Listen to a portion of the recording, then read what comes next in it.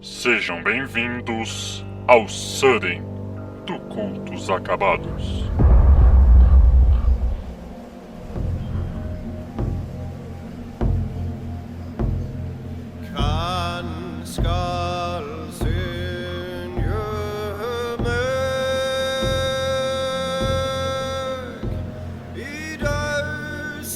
Sejam bem-vindos a mais um Sudden aqui do Contos Acabados. Esse é o episódio de número 22, a unificação das filosofias herméticas. E eu trouxe aqui para bater um papo comigo Marcelo Del Débio, que é uma das personalidades que mais entende de hermetismo e ocultismo no Brasil.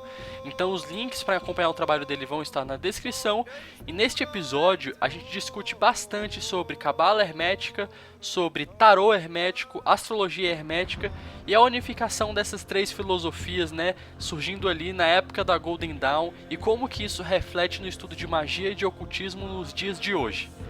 Lembrando que antes de você ouvir esse episódio, você ainda pode ouvir os episódios lá do Mundo Freak Confidencial. Eles fizeram sobre ocultismo na cultura pop, sobre tarô e recentemente sobre cabala hermética também. Então os links para ouvir esses podcasts lá do Mundo Freak Confidencial também vão estar na descrição.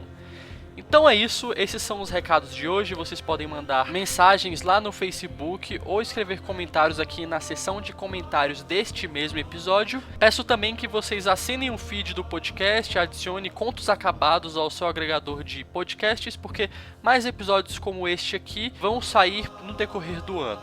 Então é isso, fiquem agora com o programa porque ficou excelente. Vamos lá!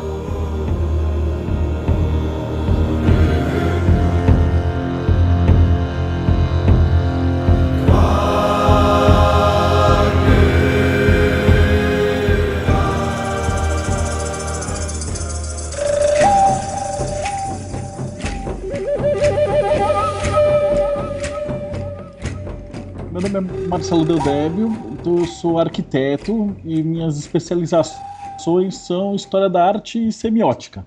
E aí eu sempre fui apaixonado por história do renascentismo e arte renascentista, né? Então, catedrais, obras de arte, toda a parte da história da arte desse período, né? Sim. E aí você descobre que é impossível você estudar qualquer tipo de história da arte com profundidade se você não avançar pelo hermetismo. Porque tem muita coisa simbólica que era colocado, né? E aí depois eu descobri por quê. Dentro dessa parte artística, então ficava disfarçado, né? Então aí a gente vai conversar da origem disso, né? Da Kabbalah, como você perguntou, por que tá tudo misturado, né? O tarô, a astrologia com isso, e também tá misturado na história da arte. E isso surge como uma metalinguagem, então foi a partir daí que eu me apaixonei por isso, né? Sim. Então eu comecei a estudar isso academicamente. E muita gente, na verdade, me conhece pelos livros de RPG. Sim, inclusive eu. Os livros da Daimon. Então, enquanto eu estava fazendo essas pesquisas e estudos e tudo, eu conheci o Marcelo Cassaro da Dragão Brasil. Sim. E aí eles queriam ter um RPG próprio, bem no comecinho mesmo, Isso foi em 95. E aí eu falei, poxa, vamos fazer então um que tem hermetismo de verdade. Sim. E aí escrevi o Arcanum, eles publicaram e vendeu pra caramba. E aí eu comecei, enquanto eu fazia a pesquisa pra enciclopédia de mitologia, eu ia fazendo os RPGs, né? Então tem anjos, demônios, vampiros, templários, o que você imaginar, foram quase 60 livros. Sim, teve até um livro de literatura que você escreveu envolvendo vampiros também, né? Tem também, esse é de 92. Sim, qual o nome dele mesmo? Muito tempo. Chama Princípio e Discórdia. É esse mesmo, exatamente, eu lembro dele. Sim, e aí, pode continuar. E aí, a minha parte, meu trabalho sempre foi pra essa área, né? Como o RPG dava muito certo, a maioria das pessoas me conhece por esse lado. Sim. Mas o pessoal de fora, assim, dentro da maçonaria, da Rosa Cruz e tal, eles nem sabem o que é RPG. Eles me conhecem mais pela parte de estudos acadêmicos de Kabbalah, de hermetismo, de simbolismo, de todo esse tipo de coisa, né? E aí eu acho que eu acabei juntando esses dois mundos, porque o pessoal que jogava RPG 15 anos atrás cresceu, né?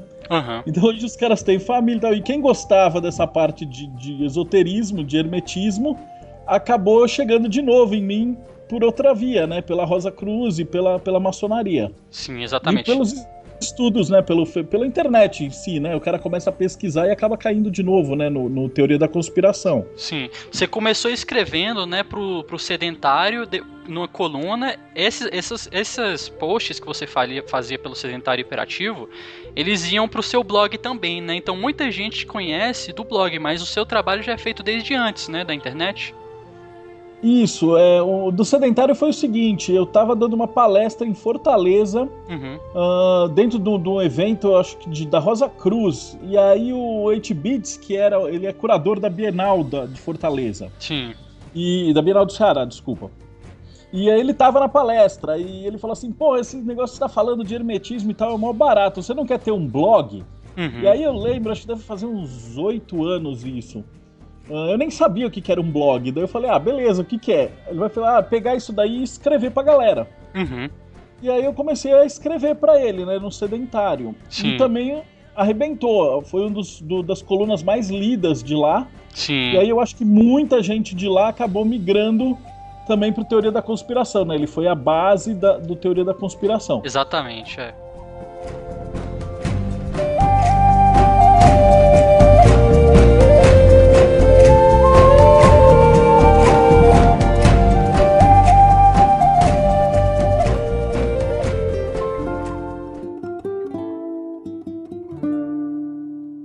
Um texto que eu lembro que eu li na época ainda do Sedentário Hiperativo era um que você falava sobre raízes herméticas do Pinóquio, né? No conto do Pinóquio, no livro da Disney, no filme, né, da Disney.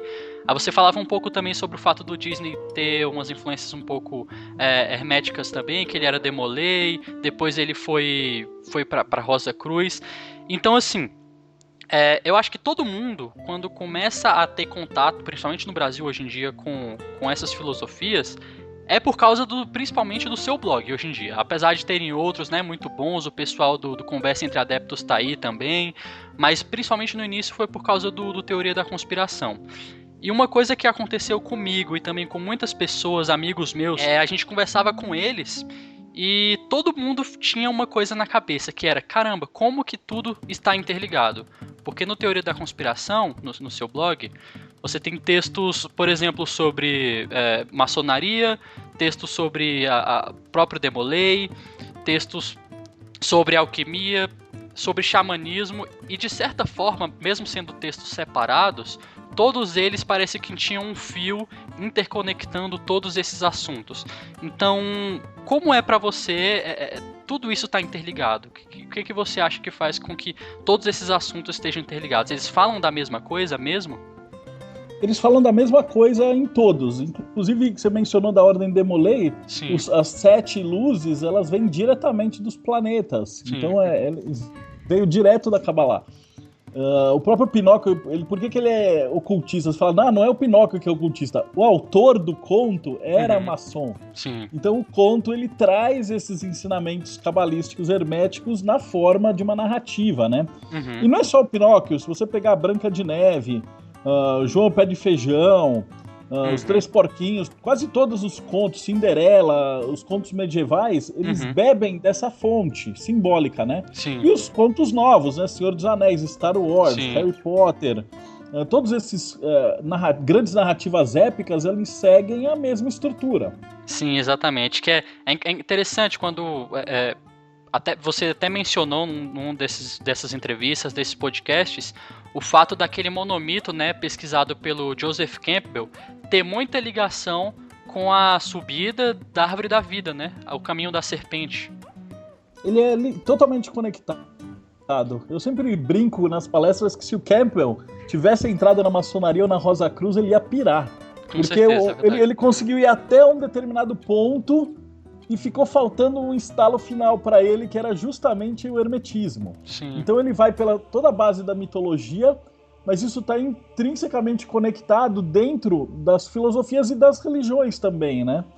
Não só a maçonaria, Demolay, Rosa Cruz, etc., alquimia, mas também o catolicismo, ele é inteirinho calcado, o judaísmo, até o Islã, e tudo isso vem dentro de uma estrutura única. Parece que o limite do Joseph Campbell, né, nesse caso, era a academia, né? Ele foi até onde a academia permitia E algo que meio que tá além da academia no caso, o hermetismo, né? Não, ele foi até onde ele conseguiu, né? Ele vai indo dando os passos. Mas você chega num ponto onde você não consegue mais provar academicamente, que é o grande problema que eu tenho com os orientadores, é que você não consegue provar por que o determinado pintor colocou uma águia num quadro no canto esquerdo olhando para a direita. Porque isso entendi. você vai ter que falar, olha, ele colocou porque de acordo com essa escola de pensamento assim, assim, assim. Mas isso não tem escrito em lugar nenhum.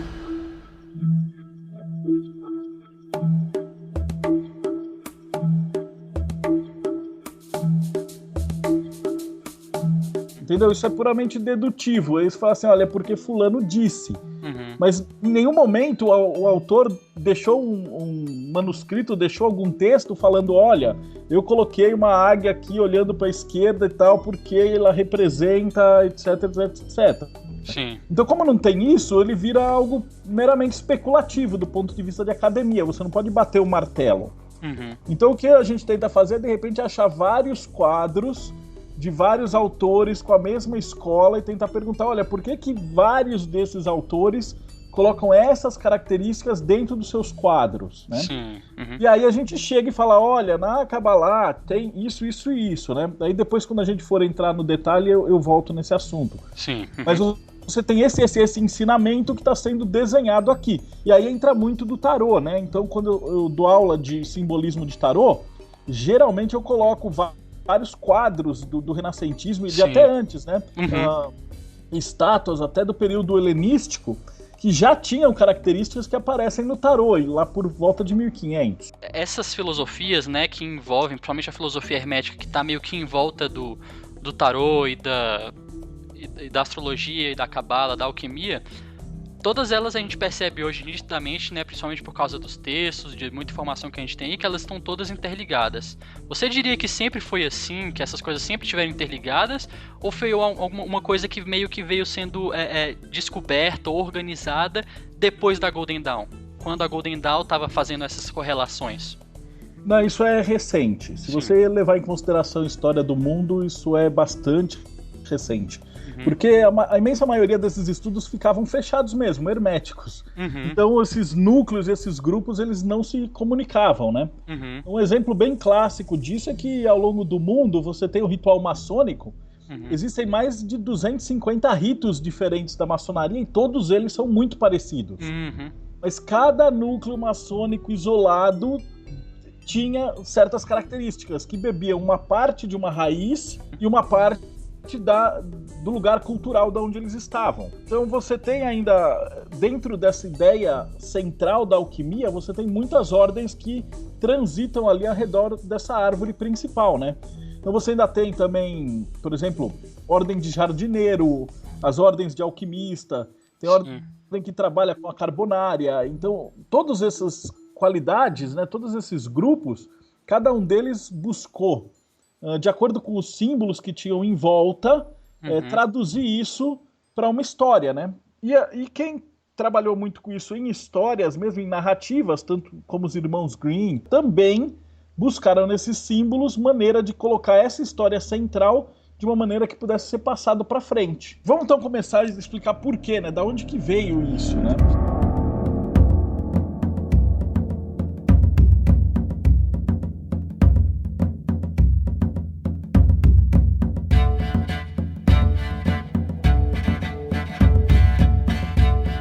Precisaria voltar no tempo, né, até basicamente os primeiros guildas de construtores. Então a gente tem, né, o pessoal da Grécia, né, as guildas de construtor romano, os egípcios, e eles tinham essas ordens de construtores que na verdade eles eram ordens